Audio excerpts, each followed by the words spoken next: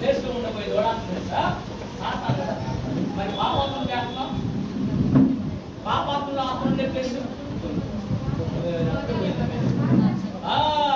పాపాత్మ చచ్చిపోతే పాపహరణం లేకుండా చచ్చిపోతే వారి ఆత్మ మొత్తం పోయేది పాతాళంకి, పరిశుద్ధుల యొక్క ఆత్మ పోయేది పరదేశంకి, సాతానుగా ఆత్మ పోయేది అగాధానికి.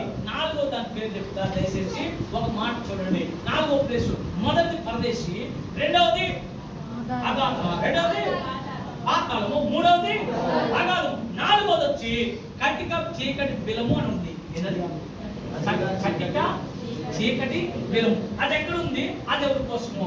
బైబిల్ గ్రంథం ఏం చెప్తుందో దయచేసి చూద్దాం. చూడండి, కటిక చీకటి బిలము ప్రకటన గ్రంథము 12వ అధ్యాయము 3, 4, 9 3 మాట్లాడండి అమ్మా.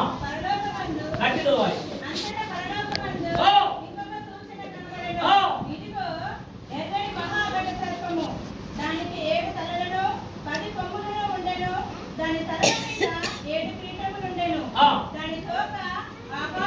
యేసు ప్రభు తండ్రి దేవుడిని ఆలోచించడానికి వాడు మెయిన్ లీడర్, నాయకుడు. అయితే వాడు హెచ్చించుకున్నాడు, దేవుడి దగ్గర వాడు అతిరించాడు. దేవుడు ఇచ్చిన వాడిని ఒక తండ్రి అన్నాడు. వాడి పేరు అప్పుడు లూసిఫర్.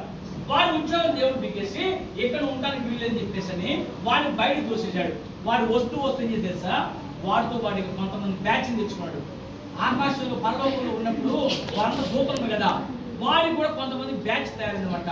ఆ బ్యాచ్ ఏం చేసంటే వాడు తోకతో అంటే తోకని ఈగారు, కానీ వాడు వస్తూ ఏం చేసంటే వాడి యొక్క ఫ్రెండ్స్ ని, వాడి ఫ్యాన్ ని కొంతమంది తెచ్చుకున్నాడు. వారిని ఏమంటారంటే పరదోయబడిన దేవదూతలు అంటారు. ఎవరాడు? దూతంత పరలోకంలో ఉంటే కొంతమంది ఈ అపవాది వాడు సాతాను గారి ఫ్రెండ్స్ పరదోయబడ్డాడు. అయితే ఈ బ్యాచ్ మొత్తాన్ని కూడా ఒక దగ్గర పెట్టకుండా సాతాను గాడు మాత్రము అగాధంలో పెట్టాడు. కానీ వాడితో వచ్చిన బ్యాచ్ చూసారా, ఎవరాడు? పరదోయబడిన సాతాను ఫ్రెండ్స్. వాళ్ళందరూ ఆత్మ నుంచే ప్రత్యేకమైన ప్లేస్ పేరే కటిక చీకటి బిలము.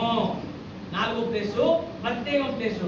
అక్కడ మనుషుల ఆత్మలు పోవు, కానీ ఎవరికి ఉంటాయి అక్కడ? మీకు ఇంకా బాగా అర్థం కావాలంటే యూదా పత్రికలో ఒక మాట ఉంది. 1వ అధ్యాయంలో ఒక మంచి మాట చూడండి. 6వ వచనంలో యూదా పత్రిక